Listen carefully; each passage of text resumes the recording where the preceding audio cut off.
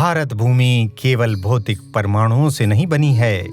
इसमें एक चेतन प्राणधारा है जो कुंडलिनी की तरह सजग है।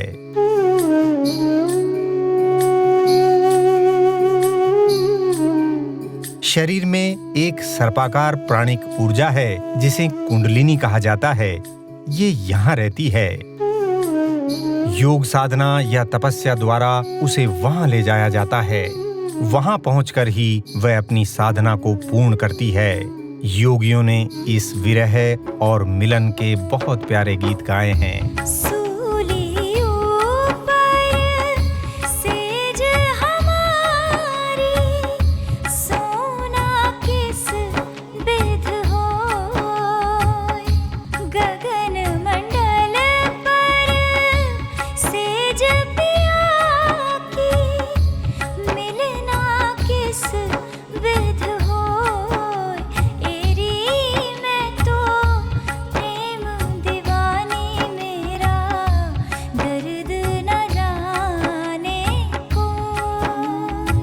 अब जरा भारत के भूगोल का वर्णन करने वाले इन श्लोकों पर ध्यान दें। कुमारी से लेकर गंगा के उद्भव तक भारत है।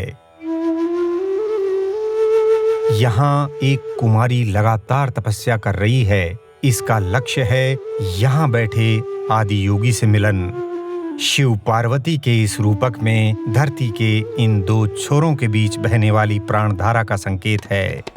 इसमें योग की कुंडलिनी है। कुंडलिनी के अलावा शरीर में 72,000 नाड़ियां हैं। इनसे शरीर में जीवन बना रहता है। धरती भी निर्जीव नहीं है। ये नदियां नहीं, उसके शरीर में बहती नाड़ियां हैं।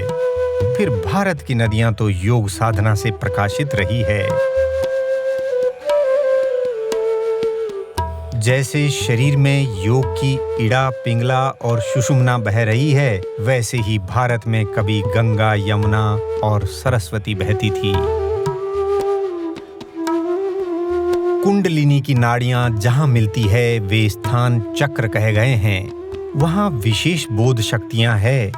भारत की नदियां जहां मिलती है वे स्थान प्रयाग कहे गए हैं। भारतीयों को बोध की प्राप्ति नदियों के संगम पर ही हुई थी, ऐसा वेद कहता है।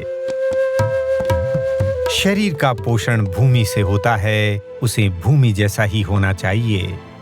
योग के ग्रंथ शरीर में देश बताते रहे हैं और योगी देश में शरीर ढूंढते रहे हैं। हमारे शरीर व अंतःकरण से ही देश और समाज बनता है। जैसे जरा सी असावधानी से भांडा टूट जाता है, शरीर छूट जाता है, वैसे ही सोए हुए लोगों का राष्ट्र टूट जाता है।